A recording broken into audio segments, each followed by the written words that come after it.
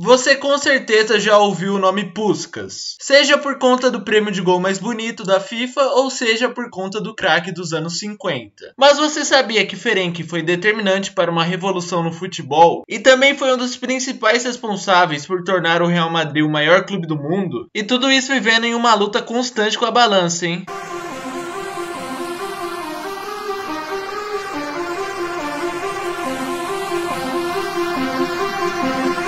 Bom, Ferenc Puskás já nasceu mentiroso, porque ele veio ao mundo em 1º de abril de 1927 na capital da Hungria, Budapeste. Ele inclusive tentou criar uma narrativa que nasceu em outra data, já que foi presenteado a nascer nesse dia. E essa história até que conseguiu se sustentar por um tempo. Loucura. Voltando à história principal, ele e sua família rapidamente se mudaram para Kispest, onde seu pai conseguiu arranjar um bom emprego e o melhor de tudo, um contrato semi-profissional para ser jogador de futebol. Na nova vizinhança, existia outro garoto que o acompanharia por boa parte de sua carreira. O nome do menino era Joseph Bozic. Os dois jogavam com outras crianças na redondeza. Alguns deles, incluindo Puskás, continuaram juntos no time juvenil do Kispest e eram auxiliados pelo pai de Ferenc. O futuro melhor do mundo era apelidado de Oxi, ou em húngaro Oti, que significa algo como jovem. Ele era chamado assim porque seu pai obviamente tinha o mesmo sobrenome, e até seu primeiro nome. Então era necessário diferenciar os dois. No decorrer da Segunda Guerra Mundial, a prática do futebol foi bem afetada, mas Puskás manteve os esforços para continuar jogando. Nesse período, no ano de 1943, Oxi fez sua estreia profissional aos 16 anos no Kispest NBI, e 2 anos depois já foi convocado para jogar na seleção. Na sua estreia mostrou sua estrela e marcou um gol contra a Áustria. Já existia um interesse de outros clubes europeus em contratar o jovem promissor, principalmente da Juventus. Porém, ele não pretendia sair do Kispest, já que gostava de onde estava. O interesse não era à toa, já que o atacante baixinho de 1,72 m e gordinho, chamado Puskás, driblava muito bem, tinha passes precisos e um chute poderoso. Tinha uma canhota afiada. Todo esse talento acima da média dele ficou comprovado quando ele fez história na temporada 47-48, marcando 50 gols na primeira divisão húngara, quebrando o recorde de gols em uma temporada na Liga Nacional. Mesmo com esse desempenho brilhante, Ferenc não tinha conquistado nenhum título na sua carreira até aí. Mas para sua felicidade, 2 anos depois, ainda ao lado de seu amigo Bozic, ele fez história conquistando a Liga Húngara, a primeira do clube até então. Depois disso, o Kispest morreu e deu origem ao Budapest Honvéd, que com certeza teve o melhor time da história do futebol húngaro. A equipe era representante do exército do país que foi dominado pela União Soviética em 49. E para continuar jogando futebol, Puskás teve que se alistar ao exército e se tornou major. A equipe teve adições impressionantes no elenco, com jogadores titulares da seleção, e o principal nome que chegou foi Kocsis. Esse clube seria praticamente imbatível, e nele Puskás ganhou mais 4 campeonatos nacionais, sendo em uma época até o capitão da equipe. E ao longo de toda a sua jornada, ele conseguiu ser 4 vezes artilheiro da liga do seu país natal. Por clubes ele já era um vencedor. Agora faltava conquistar títulos pela fortíssima Hungria, que com certeza era a seleção mais forte do planeta, então era possível pensar em grandes conquistas. Puskás era comandado pelo técnico Gustav Sibis, uma pessoa que revolucionou o mundo tático do futebol. E nesse esquema, Puskás era peça-chave. Ele fazia a dupla de ataque com Cox, e juntos eles eram praticamente imbatíveis. Isso era possível graças ao falso 9 Dekut, que puxava a marcação e dava liberdade aos artilheiros. A primeira chance dessa seleção cravar o nome na história veio em 52, nas Olimpíadas de Helsinki, e a competição foi mais fácil do que o previsto. A Hungria venceu todos os jogos e levou o ouro para casa, vencendo a Iugoslávia na final. Puskás foi avassalador durante o torneio, com 4 gols em 5 jogos. Um desses tentos foi essencial na vitória na decisão. A seleção húngara não parecia ter um oponente à sua altura. Em 53, ela chocou mais uma vez o mundo, sendo a primeira seleção não britânica a vencer a Inglaterra em seu território, com um placar acachapante de 6-3. E Puskás marcou 2 gols. O craque era Major, e os ingleses, impressionados com o jogador, lhe deram o apelido de Major Galopante. No ano seguinte, a Hungria era a favorita ao título mundial. Eu conto essa história de uma forma mais aprofundada nesse vídeo aí. Enfim, os húngaros comprovaram seu favoritismo durante a fase de grupos, com goleadas humilhantes sobre Coreia e Alemanha. Porém, Puskás sofreu uma lesão durante a competição e isso impediu que ele desempenhasse como estava acostumado. Mesmo sem ele, os húngaros passaram do Brasil, mas Ferenc participou da briga que aconteceu depois do apito final. Nas semis, o craque também não conseguiu jogar, mas sem problemas, porque seu país venceu o Uruguai. Então chegou o clímax de sua carreira, uma final de Copa do Mundo. Alemanha versus Hungria. Puskás não estava totalmente recuperado, mas obviamente jogou a partida. Ele marcou 2 gols no jogo, um foi validado e outro anulado, o que gera uma polêmica até os dias de hoje. No fim, a Alemanha se tornou campeã mundial, mas mesmo assim Puskás foi eleito o melhor jogador do torneio. 4 anos antes dessa decepção, Puskás se casou com Erzsébet, com quem teve uma filha em 56, e esse ano mudaria o rumo de sua vida e carreira. A Hungria estava um caos politicamente com a Revolução Húngara. A população viu de longe o que os soviéticos fizeram com a Polônia. Isso desencadeou uma insatisfação geral. Em forma de protesto, a população foi às ruas, e as pessoas acabaram trocando tiros com autoridades. O confronto escalou rapidamente, com tanques de guerra em Budapeste e cerca de 25 mil húngaros mortos. Durante esse momento complicado, Puskás estava fora do país e decidiu não voltar. Algumas pessoas até pensaram que ele estava morto, mas isso não passava de especulação. Sua esposa e filha saíram do país também, e inicialmente ele se exilou na Áustria e depois na Itália, mas sua nova casa seria mesmo a Espanha. Puskás ficou sem jogar durante 2 anos por conta de uma proibição da FIFA. Ficou fora de forma, realmente acima do peso, e sua carreira parecia ter se encerrado aos 31 anos. Mas eis que em 58 o maior time do mundo lhe deu um voto de confiança. Essa oferta aconteceu graças ao seu velho conhecido Emil, que trabalhou com ele no Honvéd e agora estava a serviço do presidente do Real Madrid. O Major obviamente aceitou a oferta e realmente estava comprometido, já que perdeu 18 quilos. Ele jogaria em um time surreal, provavelmente o mais vitorioso da história. Faria a dupla com Di Stéfano, e os dois ao lado do garoto Pelé e Garrincha eram os grandes jogadores da época. Pra falar a verdade, o time todo era estrelado. Mas só pra citar outros craques, eu cito Raymond Kopa e Paco Rento. A expectativa era grande, mas o início da trajetória do Puskás no Real foi decepcionante. Ele até jogava e participou da campanha da Champions de 58 e 59, destruindo o Atlético de Madrid nas semis. Mas o técnico Garniglia boicotava ele e parecia não confiar no craque. Então o jogador foi emprestado para o Atlético. Ficou por lá pouco tempo, mas foi o suficiente para jogar contra o Botafogo de Garrincha em um amistoso. Ele nem foi chamado de volta ao Real para disputar a final da Champions e parecia que não conquistaria a titularidade. Mas houve uma reviravolta. Mesmo com o bicampeonato europeu, Garniglia foi demitido por Santiago Bernabéu porque não escalava Puskás. E no ano seguinte, o craque mostraria que não foi contratado à toa. Sob o comando do novo técnico Miguel Munhoz, o craque simplesmente foi artilheiro das 3 competições mais importantes que o Real disputava. Copa do Rei com 10 gols, La Liga com 25 gols e Champions com 12. Puskás já era campeão europeu, mas não como protagonista. Então era o momento dele se provar mesmo. Dessa vez quis o destino que ele enfrentasse nas semis o Barcelona do velho companheiro Kocsis. Mas Ferenc não teve pena do amigo e marcou nos 2 jogos. Afinal não teve nem graça, o Real meteu um 7-3 contra o Frankfurt com 4 gols de Puskás. Com isso o húngaro se tornou o jogador com mais tentos em uma única final de Champions. Tudo bem que o torneio tinha um outro nome e não está inserido na era moderna do campeonato, mas o recorde ainda é dele. Pancho, como assim ficou conhecido na época, ficou em segundo na votação da Bola de Ouro. Lembrando que na época sul-americanos não participavam do prêmio, então ele ficaria em terceiro provavelmente, atrás de Pelé, é claro. Puskás não conquistou nenhum Ballon d'Or, mas isso tem justificativa. O prêmio ainda não existia enquanto ele destruía na seleção húngara, no seu auge. E se já existisse em 54, provavelmente seria ele o vencedor. Além disso, como foi falado, Ferenc ficou um bom tempo sem jogar. O Major galopante ficou alguns anos sem conquistar uma próxima Champions, mas ainda continuou vencendo e vencendo com o Penta da La Liga e uma Copa do Rei, além das inúmeras artilharias, é claro. No meio desse período, tinha uma coisa pouco importante para acontecer, apenas uma Copa do Mundo. Puskás não poderia voltar a jogar pela seleção húngara, onde marcou 84 gols em 85 jogos por questões políticas. E é óbvio que ele não queria estar fora do Mundial. Então o que ele fez? Se naturalizou espanhol e foi jogar a Copa ao lado de Di Stéfano. E obviamente isso gerou muita expectativa, mas a realidade foi bem decepcionante. O argentino nem jogou por conta de lesões. Já Puskás não marcou nenhum gol e a Espanha caiu na fase de grupos em uma derrota contra o Brasil, no famoso show do Amarildo. 3 anos depois da decepção, Puskás ganhou seu último título, outra Champions. Ele já era bem velho e nem jogou os principais jogos, mas marcou 5 gols na competição. Em 8 de maio de 1966, chegou ao fim a história como jogador de Puskás em sua última partida. Então ele decidiu continuar no futebol, agora como técnico. E olha, ele foi um bom treinador. Ele treinou a Hungria por alguns jogos após a ruína do socialismo no país, e conseguiu encerrar o que começou de uma forma digna, conseguindo reverter sua imagem de desertor para herói nacional. Seu principal feito como treinador foi levar o Panathinaikos à final da Champions League em 1971. Ele rondou o mundo e conquistou vários títulos nacionais e curiosamente treinou o Colo-Colo e o Cerro Porteño. Na reta final de sua vida, o Alzheimer o acompanhou e ele ficou hospitalizado por um bom tempo. Já em 2006, Puskás faleceu vítima de uma pneumonia. 3 anos depois, como forma de homenagear esse craque histórico, a FIFA deu o nome de Gol Puskás ao prêmio de gol mais bonito. E por esse motivo, Puskás sempre está em evidência. Ferenc está sem dúvidas entre os melhores da história. Sua história com a Hungria é linda. Sua recuperação de vida e carreira também é impressionante. E sua jornada mostra que mesmo em meio a muitas adversidades, é possível se destacar e se recuperar com força de vontade. Puskás é muito mais do que um prêmio. Puskás é uma lenda que nunca vai ser esquecida no futebol. Bom, meu nome é Matheus e eu peço aqui seu like, faz toda a diferença na recomendação, no alcance do vídeo. O YouTube entende que o vídeo é bom e torna possível que meu trabalho seja feito, sempre, semana após semana. Também peço que você ative seu sininho e se inscreva, para sempre estar ligado nos novos conteúdos e nos novos vídeos. E eu deixo aqui uma pergunta pra você. Qual o prêmio Puskás que você mais se recorda? Qual é o mais lendário pra você? Deixe sua opinião nos comentários e no mais é isso. Então tchau e até logo!